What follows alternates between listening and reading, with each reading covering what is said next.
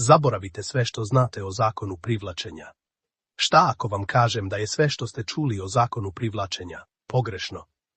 Ili, u najboljem slučaju, samo polovina priče? Šta ako vam kažem da ne postoji nikakva kosmička kuhinja koja ispunjava vaše želje? Da univerzum ne prisluškuje vaše misli? I da puko pozitivno razmišljanje neće magično stvoriti Ferrari u vašoj garaži? Zaboravite na magiju. Zaboravite na tajne. Zaboravite na sve što ste pročitali u popularnim knjigama o samopomoći. Danas ćemo razgovarati o nečemu mnogo moćnijem. O nečemu stvarnom. O nečemu što je utemeljeno u neuroznanosti. Danas ćemo razgovarati o tome kako vaš mozak, ovaj nevjerovatni biokompjuter od 3 funte između vaših ušiju, zaista stvara vašu stvarnost. Ne kroz misticizam, već kroz biologiju. Ne kroz želje, već kroz pažnju. Ovo nije priča o manifestaciji, ovo je priča o neuromanifestaciji. Ovo je vodič za hakovanje vašeg vlastitog operativnog sistema, kako biste počeli primjećivati i stvarati prilike koje su već svuda oko vas. Ovo je nauka o pretvaranju nevidljivog u vidljivo. Pripremite se da demistifikujemo zakon privlačenja i zamijenimo ga nečim što zaista funkcioniše. Pripremite se da upoznate najvažniji dio svog mozga, za koji vjerovatno nikada niste čuli. Pripremite se da naučite kako da postanete arhitekta, a ne samo posmatrač svog života. Debunking mita. Zašto tajna nije cijela istina? Problem sa praznim željama. Popularna verzija zakona privlačenja, popularizovana knjigama i filmovima poput Tajne, svodi se na jednostavnu formulu. Misli, osjećaj, primi. Vjeruje se da ako dovoljno snažno mislite o nečemu i osjećate se kao da to već imate, univerzum će vam to isporučiti. To je primamljiva ideja. Ali ona ima fundamentalnu manu. Ona promoviše pasivnost. Ona implicira da je dovoljno sjediti na kauču i vizualizirati uspjeh bez preduzimanja stvarne akcije. Ovo ne samo da je pogrešno, već može biti i štetno. Ljudi koji ne uspiju u manifestaciji često krive sebe. Nisam dovoljno vjerovala. Moja vibracija nije bila dovoljno visoka, što vodi u osjećaj krivice i bespomoćnosti. Istina je da misli i osjećaji jesu važni, ali ne zato što šalju vibracije u kosmos. Važni su zato što mijenjaju vas, mijenjaju vaš mozak, a promijenjen mozak vidi promijenjen svijet. Gdje je nauka? Nema dokaza za vibracije. Budimo kristalno jasni. Ne postoji nikakav naučni dokaz koji podržava ideju da misli emituju energetske frekvencije koje privlače slične frekvencije iz univerzuma. Koncepti iz kvantne fizike, poput efekta posmatrača, često se izvlače iz konteksta i pogrešno primjenjuju kako bi se dala lažna naučna potpora ovim tvrdnjama. Kvantna fizika se bavi ponašanjem subatomskih čestica i ne može se direktno preslikati na makroskopski svijet naših svakodnevnih iskustava. Dakle, ako vibracije nisu stvarne, šta jeste? Šta je stvarni, biološki mehanizam koji objašnjava zašto neki ljudi uspijevaju da manifestuju svoje ciljeve, dok drugi ne? Odgovor leži duboko u vašem moždanom stablu. Upoznajte svog unutarnjeg vratara, retikularni aktivacioni sistem, filter stvarnosti u vašem mozgu. Svake sekunde, vaša čula su bombardovana sa milionima bitova informacija. Prizori, zvuci, mirisi, osjećaji. Kada biste bili svjesni svega toga, vaš mozak bi se istog trenutka spržio. Zato imate unutarnjeg vratara, filter. Njegovo ime je retikularni aktivacioni sistem. RAS je mreža neurona u vašem moždanom stablu, čiji je glavni posao da filtrira sve dolazeće senzorne informacije i odluči šta je dovoljno važno da prođe do vaše svjesne pažnje.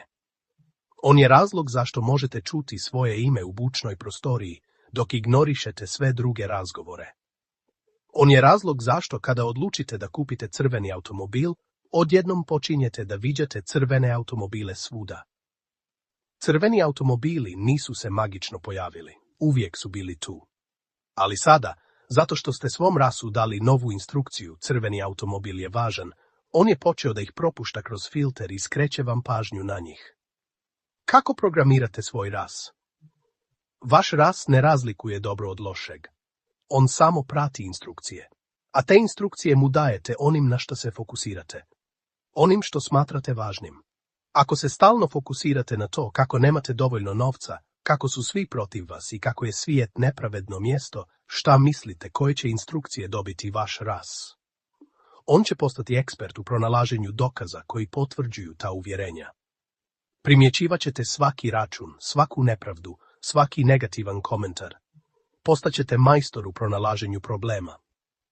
S druge strane, ako se svjesno fokusirate na prilike, na zahvalnost, na rješenja, na ono što želite da postignete, vaš ras dobija drugačiji set instrukcija. On počinje da skenira svijet u potrazi za prilikama za zaradu, za ljudima koji vam mogu pomoći, za resursima koji su vam potrebni. Ovo nije magija. Ovo je selektivna pažnja na steroidima. Vi ne privlačite stvari iz univerzuma. Vi podešavate svoj mozak da primijeti stvari koje su već tu. Neuromanifestacija, praktični vodič u 3 koraka. Sada kada razumijemo nauku, hajde da je primijenimo. Kako svjesno programirati svoj ras, da radi za vas, a ne protiv vas. Kroz proces koji ja zovem neuromanifestacija. To je proces u 3 koraka. Jasnoća, vizualizacija i akcija. Korak 1. Kristalna jasnoća. Recite svom rasu šta da traži. Ne možete pronaći nešto ako ne znate šta tražite. Želim više novca ili želim da budem sretan su užasne instrukcije za vaš ras. Previše su nejasne. To je kao da u GPS-u kucate negdje na sjeveru. Morate biti kristalno jasni i specifični. Umjesto želim više novca, recite želim da zarađujem 5 km mjesečno do 31. decembra 2026. godine kroz svoj online biznis sa coachingom. Umjesto želim da budem u formi, recite želim da imam 75 kg i da mogu pretrčati 5 km bez zaustavljanja za 6 mjeseci. Zapišite svoje ciljeve. Učinite ih mjerljivim i vremenski određenim. Što ste precizniji, to je jasnija instrukcija za vaš ras. On sada tačno zna šta treba da traži. Korak 2. Emocionalna vizualizacija. Stvaranje neurološkog obrazca. Sada dolazi dio koji se često pogrešno shvata. Vizualizacija nije samo sanjarenje, to je neurološka proba. Kada živopisno vizualizirate svoj cilj, vaš mozak ne razlikuje u potpunosti između stvarne i zamišljene slike. On počinje da stvara i jača neuronske puteve kao da se to zaista događa. Ali ključ nije samo u slici. Ključ je u emociji. Morate osjetiti osjećaje koje biste osjećali da ste već postigli cilj. Osjetite ponos, osjetite radost, osjetite zahvalnost. Zašto? Zato što su emocije ljepilo koje urezuje iskustva u dugoročno pamćenje. Emocije govore vašem mozgu. Ovo je važno. Zapamti ovo. Vježba. Svako jutro 5 minuta. Zatvorite oči. Zamislite da ste već postigli svoj cilj. Šta vidite? Šta čujete? Šta osjećate? Uronite u taj osjećaj. Učinite ga što stvarnijim. Vi ne prizivate budućnost. Vi trenirate svoj mozak da se osjeća ugodno sa tom budućnošću, tako da je može prepoznati kada se pojavi. Korak 3. Inspirisana akcija. Zatvaranje kruga. Ovo je korak koji tajna preskače. Jasnoća i vizualizacija programiraju vaš ras da primjećuje prilike. Ali prilike su beskorisne ako ne djelujete na njih. Akcija je most između unutarnjeg i vanjskog svijeta. Kada programirate svoj ras, počet će da primjećujete stvari koje ste ranije ignorisali. Slučajan razgovor koji vodi do poslovne prilike. Knjiga na polici koja sadrži rješenje za vaš problem. Unutarnji osjećaj, intuicija, koja vam govori da pozovete određenu osobu. To je ono što se zove inspirisana akcija. To nije naporna, teška borba. To je osjećaj da vas vuče naprijed umjesto da se gurate. To je djelovanje koje dolazi iz mjesta usklađenosti i jasnoće. Vaš posao je da vjerujete tim signalima i da djelujete na njih. Svaka mala akcija koju preduzmete jača neuronske puteve koje ste izgradili vizualizacijom i govori vašem rasu. Da, ovo je pravi put. Nastavi da mi pokazuješ više ovoga. Prepreke na putu. Kako se nositi sa sumnjom i neuspjehom? Negativna pristrasnost. Borba protiv zadanih postavki. Vaš mozak ima negativnu pristrasnost. Evolucijski bilo je važnije primijetiti lava u grmlju nego lijep cvijet. Zato je vaš mozak prirodno skloniji da se fokusira na negativno. Sumnja, strah i briga su njegove zadane postavke. Ne možete eliminisati negativne misli, ali možete izabrati da im ne dajete svu svoju pažnju. Kada se pojavi sumnja, ovo nikada neće uspjeti, primijetite, ali je nemojte hraniti. Vratite svoj fokus na svoj cilj, na svoju vizualizaciju, na svoj sljedeći mali korak. To je kao da trenirate štene. Svaki put kada odluta, Nježno ga vratite na pravi put. Uloga neuspjeha, podaci, a ne presuda. Neuspjeh je neizbježan. Ali neuspjeh nije presuda o vašoj vrijednosti. Neuspjeh je samo podatak. To je povratna informacija. Govori vam šta ne funkcioniše, tako da možete prilagoditi svoj pristup. Kada doživite neuspjeh, umjesto da kažete ja sam neuspjeh, pitajte šta mogu naučiti iz ovoga. Svaki neuspjeh vas čini pametnijim, jačim i bližim vašem cilju, ako ga koristite kao lekciju, a ne kao izgovor za odustajanje. Zakon privlačenja nije zakon fizike. To je zakon neurobiologije. Ne radi se o tome da univerzum ispunjava vaše želje. Radi se o tome da vi programirate svoj mozak da vidi i stvori prilike koje su vam potrebne da ispunite te želje. Vi niste pasivni primalac sudbine. Vi ste aktivni programer svoje stvarnosti. Vaša pažnja je vaš kod, vaša komanda. Vaša vizualizacija je vaša simulacija, a vaša akcija je izvršenje programa. Prestanite čekati da vam univerzum nešto da. Počnite davati svom mozgu jasne instrukcije. Recite mu šta da traži. Trenirajte ga da prepoznaje prilike i imajte hrabrosti da djelujete kada se te prilike pojave. Moć da promijenite svoj život ne leži negdje tamo vani u kosmosu. Ona je oduvijek bila ovdje, u tišini između vaših misli, u mreži neurona iza vaših očiju, u nevjerovatnoj neiskorištenoj moći vašeg vlastitog uma.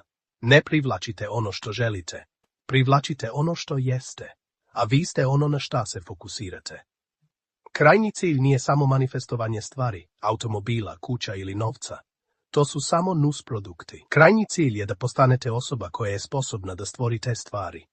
Cilj je da izgradite karakter, otpornost i ispunjenost.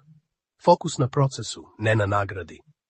Preveliki fokus na krajnji cilj može stvoriti anksioznost i nestrpljenje. Umjesto toga zaljubite se u proces.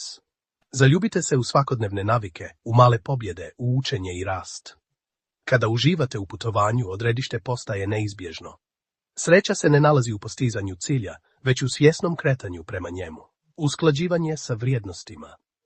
Najmoćniji ciljevi su oni koji su usklađeni sa vašim temeljnim vrijednostima. Prije nego što definišete šta želite, zapitajte se zašto to želite. Da li želite više novca zbog slobode, sigurnosti ili da biste doprinijeli svijetu? Da li želite bolje zdravlje da biste imali više energije za svoju porodicu? Kada je vaš cilj povezan sa dubokim zašto, vaša motivacija postaje nezaustavljiva. Moć zahvalnosti. Zahvalnost je ultimativni akcelerator neuromanifestacije. Kada redovno praktikujete zahvalnost, vi trenirate svoj rast da se fokusira na ono što već imate, na obilje koje je već prisutno u vašem životu. Ovo stvara snažan neurološki i emocionalni temelj pozitivnosti, koji prirodno privlači još više stvari na kojima možete biti zahvalni. To je pozitivna povratna sprega. Počnite i završite svaki dan nabrajanjem 3 stvari na kojima ste iskreno zahvalni. To je najjednostavnija, a najmoćnija vježba od svih. Pretplatite se. Sada, ne sutra, sada. Kliknite na dugme. Hvala. Vidimo se u sljedećem videu gdje ćemo ići još dublje u nauku o neuromanifestaciji. Do tada ostanite na kanalu gdje mudrost raste svaki dan.